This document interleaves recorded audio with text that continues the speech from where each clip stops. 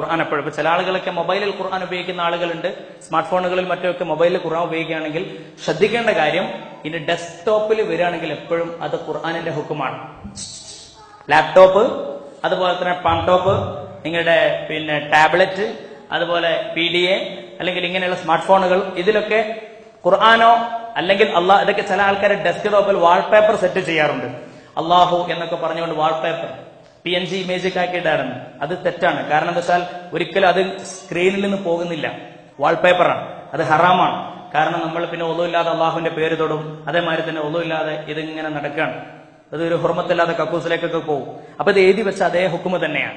എന്നാൽ പരിശുദ്ധ ഖുർആൻ നിങ്ങളുടെ സോഫ്റ്റ്വെയർ ആയിട്ട് നിങ്ങളുടെ മൊബൈലിലോ അല്ലെങ്കിൽ നിങ്ങളുടെ സിസ്റ്റത്തിലൊക്കെ ഉണ്ടെങ്കിൽ അതിനെ ഈ സോഫ്റ്റ്വെയറിൽ നിന്ന് പുറത്തേക്ക് കൊണ്ടുവന്നാൽ മാത്രം, അതിനെ പുറത്തേക്ക് കൊണ്ടുവരാന്ന് പറഞ്ഞാൽ ഡെസ്ക്ടോപ്പിൽ കൊണ്ടുവന്നാൽ മാത്രം അത് ഖുർആനിന്റെ ഹുക്കുമിലാണ്. അല്ലെങ്കിൽ അത് ഖുർആനായിട്ട് പരിഗണിക്കൂല. ഇതിനുള്ളിലേക്ക് പോയാൽ പ്രശ്നമല്ല, എക്സിറ്റ് അടിച്ച് ഉള്ളോട്ട് പോയ പ്രശ്നമല്ല.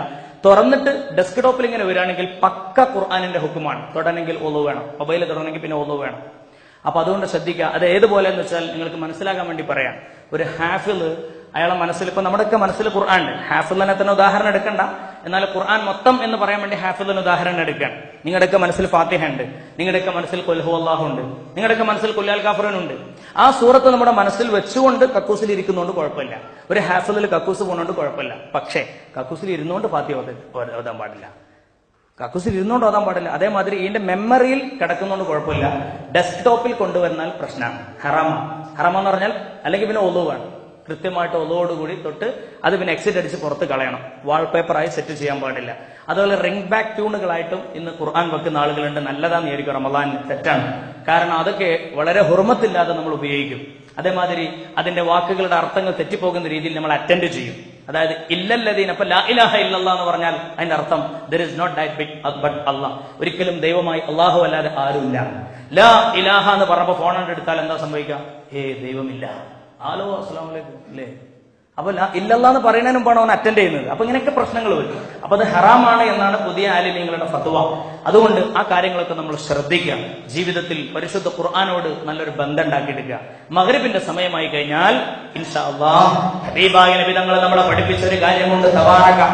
തബാറക സൂറത്ത് ഖുർആനിൽ 30 ആയത്തുകളുള്ള സൂറത്താണ്. ഈ സൂറത്ത് നിങ്ങൾ മനഃപ്പാഠമാക്കണം, എന്റെ ഉമ്മത്ത് മനഃപ്പാഠമാക്കണം, ബൈഹാർട്ടാക്കണം എന്ന് ഞാൻ പ്രതീക്ഷിക്കുന്നു. പരിശുദ്ധ റസൂലുള്ളാഹി.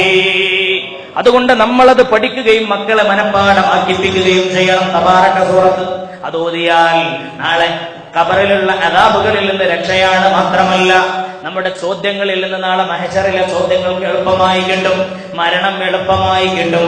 തബാറക സൂറത്തിന് വളരെ വലിയ മറ്റൊരു മഹത്വം കൂടിയുണ്ട്. നരകത്തിലേക്ക് പോകാൻ നിൽക്കുന്ന ആളാണെങ്കിൽ അയാളെ അള്ളാഹുവിന്റെ മുമ്പിൽ വെച്ച് തർക്കിച്ച് സ്വർഗത്തിലേക്ക് തബാറക കൊണ്ടുവരുമെന്ന് മുഹമ്മദ് മുസ്തഫ സല്ലല്ലാഹു അലൈഹി വസല്ലം. അതുകൊണ്ട് തബാറക പതിവാക്കണം, മക്കളെ പതിവാക്കിപ്പിക്കണം. 1.